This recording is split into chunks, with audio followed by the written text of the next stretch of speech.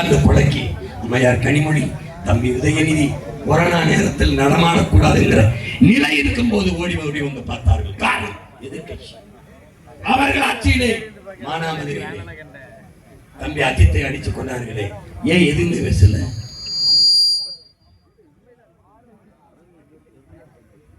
கவனத்தை வச்சு வாத்தியார்கள் போராடுறாங்கன்னா சும்மா இல்ல, எதிர்கட்சியா இருக்கும்போது இவர்கள் கொடுத்த வாக்குறுதியை நிறைவேற்று. மருத்துவர் போராடுறான்னா நீதான சொன்ன நான் வந்து செய்யறேன், எதிர்கட்சியா இருக்கும்போது செய்.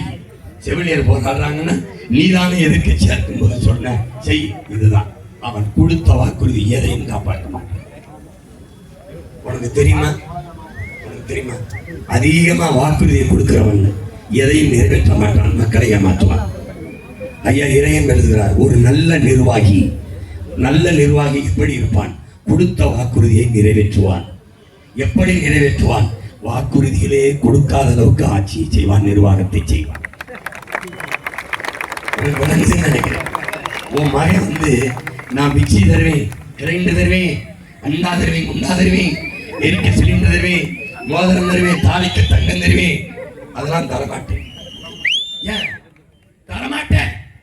ஏன் இதெல்லாம் நீயே வாங்கிக்கிற மாதிரி வேலை வாய்ப்பையும் வருவாயும்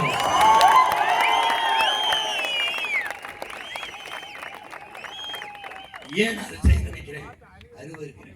15 ஆண்டுகளுக்கு முன்னாடி அந்த கூட்டத்தில் என்ன உன் தம்பி, உன் அண்ணன், உன் மாமே, உன் சித்தப்பன், பெரியப்பன் இங்க வந்து நிக்கிறேன். உன் மகன்னா காரணம் சகிக்க முடியல, ஒழிக்கணும்னு நினைக்கிறேன். கொடுத்து கொடுத்து பெருமைப்பட்ட பரம்பரையை கை வாங்கி வாங்கி சிறுமைப்பட வைத்தவர்கள் இந்த திராவிட ஆட்சியாளர்கள். ஒழிக்கணும். நான் என்ன சொல்றேன்? உன்னை படிக்க வைக்கிறேன், வேலை தாரேன், சம்பளம் தாரேன், நல்லா பெருமையா வாழு. ஒரு பவன் தானே இல்லை, 9 பவன் கூட நீ உனக்கு பிடிச்ச பண்ணாட்டு காட்டுறதுக்கு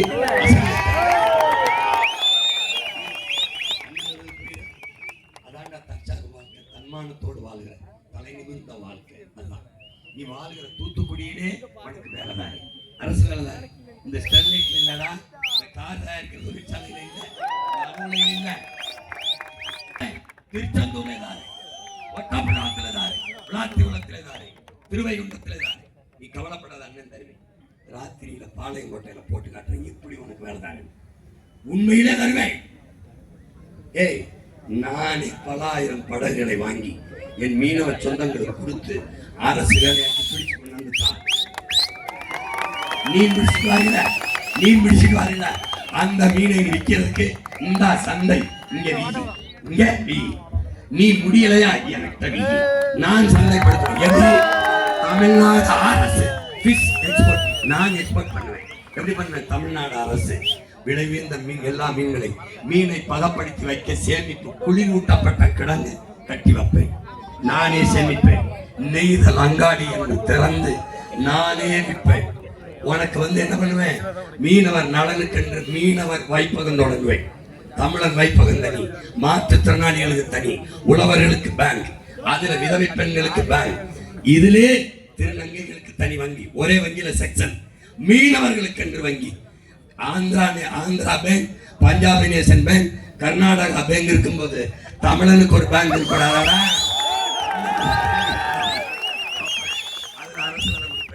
உன்னுடைய வருவாயை நீ இதில் சேமித்து வைக்கலாம், தேவைப்படும் போது எடுத்துக்கலாம். வட்டி தரும், நான் உனக்கு கடன் தருவேன். தொழில் செய்ய குறைந்த வட்டிக்கு உன்னை இவர் கையேந்தி கந்து வட்டிக்காரத்தை வைக்காம அரசு குறைந்த வட்டி கொடுக்கும்.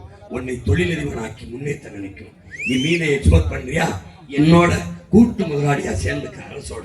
உன்னையும் தொழிலதிபரா மாற்றும். எல்லா வேலையும் உன் மகன் செய்வேன். நீ கவலைப்படாது.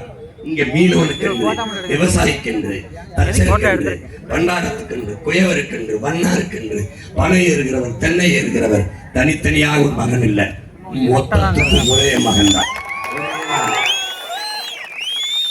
தூத்துக்குடியில பேசுறது எல்லா குடிக்கும் தான், காரைக்குடியில பேசுறது மொத்த தமிழ் குடிக்கும் தான், அது திருச்செந்தூருக்கு தான், அது திருப்பத்தூருக்கு தான், அது திருப்பூருக்கு தான். அகில உலகத்துக்கு தான் உன் மகனின் பின்னை நோக்கி உலகெங்கும் பரவி வாழ்கிற 13 கோடி தமிழ் மக்களுக்கும் தான் இந்த எளிய மகனின் குரல் எழுகிறது என்பதை என்னதும் தமிழ் சொந்தங்கள் கவனிங்க. எல்லா சாதிக்கும் தலைவன் இருக்கிறான், எல்லா மதத்துக்கும் தலைவன் இருக்கிறான், எல்லாத்துக்கும் சேர்த்து ஒரு தலைவன் இருக்கானா? இருந்தான் இருந்தான் காமராஜன் செத்து போனான். பிறந்தான் அவன் சீமான். உலகத்தமிழ் பேரினத்திற்கென்று ஒரு தலைவன் பிறந்தான், பிரபாகரன்.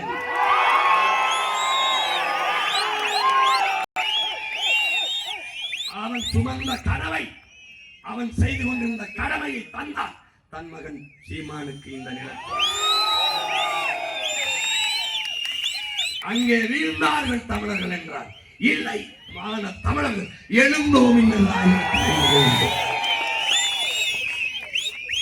அஞ்சுவதும் அடிபணிவதும் தமிழன் பரம்பரைக்கு கிடையாது என்று உயிரினும் மேலானது நமது உரிமை.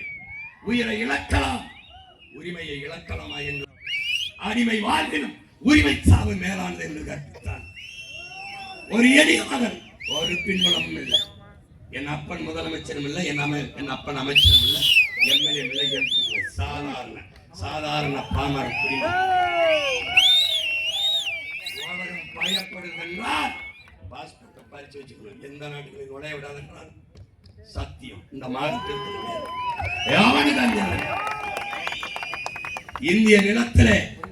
இந்திய நிலத்திலே கடந்த 15 ஆண்டுகளில் 260 வழக்கை வாங்கிய ஒரு தலைவனை காட்டுறான். 260 வழக்கு.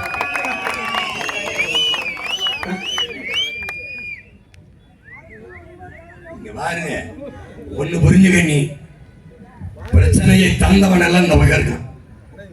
பிரச்சனைக்கு உன்னோட நின்ன மகன் உன் பக்கம் இந்த பக்கம் நிக்கிறேன். பிரச்சனையை தந்தவர்கள் அந்த பக்கம். காங்கிரஸ், பிஜேபி, அதிமுக இந்த 4 கட்சிகளை தாண்டி தமிழ்நாட்டுக்கு ஏதாவது ஒரு பிரச்சனை யாராவது வந்ததுக்க ஸ்டெர்லைட் நட்டது யாரு? இவங்க தான். நட்ட அனுமதிக்க யாரு? இவங்க தான். அணுவுல கொண்டு வந்தது யாரு? அவங்க. இங்க வைக்க அனுமதிச்சதாரு இவங்க. மீத்தேன் எடுக்கிறோம்னு நிலத்தை நஞ்சாக்குனது இவங்க. எல்லாம் யாரு? இவங்க எல்லாம் என்ன பண்ணி இவங்க தான் எல்லாம். ஊழல் லஞ்சம் இவங்க. மலையை வெட்டது இவங்க. அவங்க கேட்க மாட்டான். ஆத்தள்ளி விற்கிறது இவங்க தான். இதுல என்ன பிரச்சனை? எந்த பிரச்சனை தீர்க்கப்பட்டிருக்கு? இதில் எந்த பிரச்சனை தீர்க்கப்பட்டிருக்கு? எந்த பிரச்சனை நீ போராடும் போது உன் மகன் உன்னோட நிக்காம இருந்திருக்கேன்? ஸ்டெர்லைட்டுக்கு, இல்ல அணு, இல்ல டங்ஸ்டனுக்கு, இல்ல எந்த பிரச்சனைக்கு உன்னோட நான் நிக்கல? சொல்லு, எந்த பிரச்சனை? அப்போ பிரச்சனையை தந்தவன் இந்த பக்கம் இருக்கான். பிரச்சனைக்கு உன்னோட வந்தவன், அதை தீர்க்க வந்தவன் உன் மகன் இந்த பக்கம் இருக்கேன். நீ இப்ப 23ஆம் தேதி எந்த பக்கம் நிக்க போற? இதான்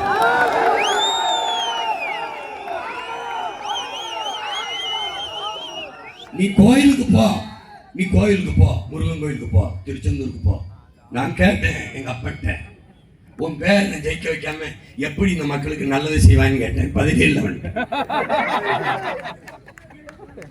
எப்படி வேலை கொடுத்து போடான்னு வந்துகிட்டு இருக்கேன் பாரு. நான் பேசல, அவன் தான் கத்துறான். புரியல?